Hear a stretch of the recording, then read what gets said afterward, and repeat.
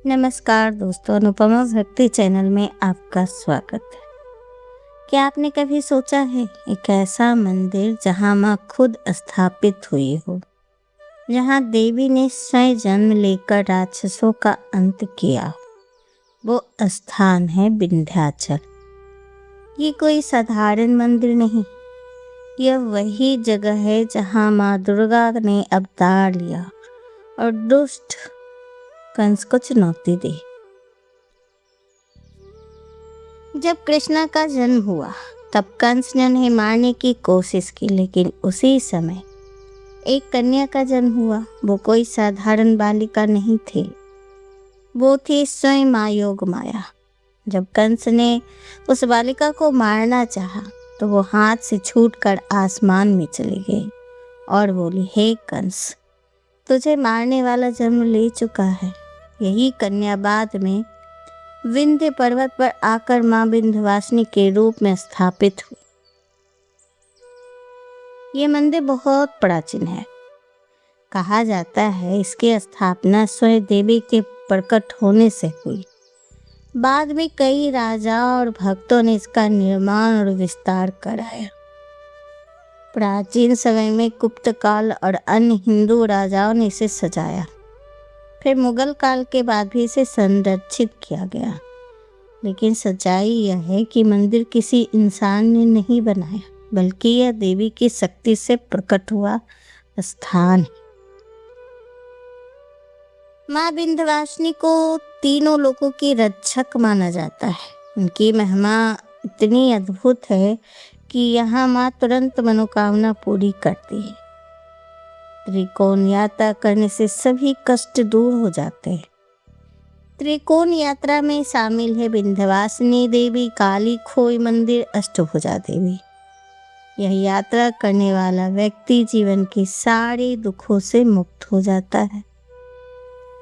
आए दिन यहाँ चमत्कारों की बातें आती रहती हैं। एक महिला सालों से संतान के लिए तरस रही थी। वो माँ के दरबार आई और सच्चे मन से प्रार्थना की। कुछ महीने बाद उसे संतान प्राप्त हुआ। ऐसे हजारों चमत्कार यहाँ रोज होते हैं। बीमारी ठीक हो जाती है, नौकरी मिल जाती है, जीवन बदल जाता है। विंध्याचल में विंध्यवासिनी माता का आदि शक्ति हैं जो वहाँ विराजमान हैं। वो त्रिकोण यंत्र महाकाली, महालक्ष्मी और महासरस्वती के केंद्र में होने से निहित है। मिर्जापुर यूपी में गंगा तट पर स्थित यह सिद्धपीठ शाश्वत है, जहाँ तंत्र साधना से लेकर गृहस्थों की हर मनोकामना पूरी होती है। यह 51 शक्ति पीठों में से एक है। अन्य शक्ति पीठों में माता सती के अंग गिरे थे, लेकिन विंध्याचल में माता सती के अंगों के बजाय स्वयं महालक्ष्मी स्वरूप में पूरे शरीर के साथ साक्षात विराजमान है। सृष्टि रचना के पूर्व माता अपने मूल रूप में यही थी। वे महालक्ष्मी, महाकाली, काली खो और महासरस्वती यानी अष्टभुजा के रूप में एक दिव्य त्रिकोण बनाती हैं। कंस को धोखा देने वाली योग माया भी वहीं रहती है। पौराणिक मान्यताओं के अनुसार कंस द्वारा देवकी की 8वीं संतान श्री कृष्ण को मारने के प्रयास में जो देवी प्रकट होकर आकाश में चली गई थी, वे ही विंध्य पर्वत पर निवास करने वाली माता विंध्यवासिनी है। कामाख्या की तरह यहाँ भी वाम मार्ग और दक्षिण मार्ग दोनों से पूजा की जाती है। अघोरी और साधक तंत्र साधना के लिए आते हैं। देवी की पूजा सभी करते हैं, लेकिन उनके लिए चुन्नी और श्रृंगार का सामान विशेष रूप से कारीगर बनाकर सांप्रदायिक सौहार्द का प्रतीक भी चढ़ता है उनको प्रसाद में। मान्यता है कि यदि कोई भक्त लगातार 100 त्रिकोण परिक्रमा पूरी कर लेता है तो माता उसे साक्षात दर्शन देती है। लेकिन यह साधना बहुत कठिन है। ये शारीरिक और मानसिक बाधाओं के कारण बहुत कठिन माना जाता है। 100 चक्कर लगाना बहुत मुश्किल है, लेकिन जो कर लेता है उसको माता जरूर दर्शन देती है। कहते हैं कि भगवान विष्णु को सुदर्शन चक्र भी यहीं प्राप्त हुआ था। उन्होंने माता को पुंडरीकाक्ष नाम दिया था। राम सीता के वनवास के समय वे साक्ष्य भी यहाँ मौजूद हैं। माता विंध्यवासिनी का धाम तंत्र, शक्ति और आस्था का एक अद्भुत संगम है।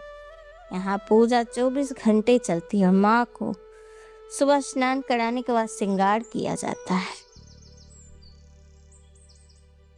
माता की आंखों का भी बड़ा विशेष महत्व है।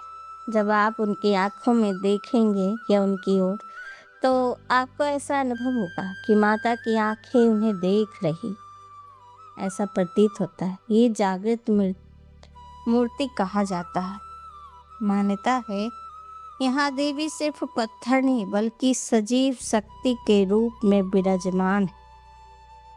माँ की तीखी और चमकदार आंखें रक्षक का प्रतीक है, बुरी नजरों से बचाती है, नकारात्मक ऊर्जा को दूर करती है। इसीलिए लोग कहते हैं माँ की एक नज़र पड़े तो संकट टल जाते हैं। जहाँ उनकी आंखें शक्तिशाली है, वहीं उनकी ममता और दया भी दिखती है। भक्त जब दुखी होकर आते हैं तो माँ की आंखों में सांत्वना और अपनापन महसूस होता है। कहा जाता है अगर सच्चे मन से माँ की आंखों में देखकर प्रार्थना करो तो माँ तुरंत सुनती है। इसी लोग सीधे आंखों में देखकर मनोकामना मांगते हैं। कई लोग तो अपने अनुभव को चमत्कार भी मानते हैं। माँ विंध्यवासिनी की आंखें खास है क्योंकि वे सिर्फ देखने के लिए नहीं बल्कि रक्षा, शक्ति और कृपा का प्रतीक है। जब आप मूर्ति देखेंगे, मूर्ति की ओर, तो आपको अनुभव होगा कि उनकी आंखें आपकी ओर देख रही हैं। सबसे आकर्षित उनकी आंखें ही हैं जो भक्तों के मन को मोह लेती है। माता विंध्यवासिनी के मंदिर के पास ही गंगा नदी बहती है। लोग दर्शन करने से पहले गंगा नदी में नहाकर फिर मंदिर में दर्शन करने जाते हैं। भक्त पवित्र नदी में नहाने के बाद मन खुश हो जाता है और पापों को भी धो लेते हैं लोग। मंदिर के पास अष्टभुजी देवी मंदिर, काली खोई मंदिर और ये तीनों मिलकर त्रिकोण यात्रा बनाते हैं। और साथ में सीता कुंड, गेरुआ तालाब और गंगा किनारे स्थित पक्का घाट। यहाँ का शांत वातावरण और त्रिकुट पर्वत का दृश्य अद्भुत है।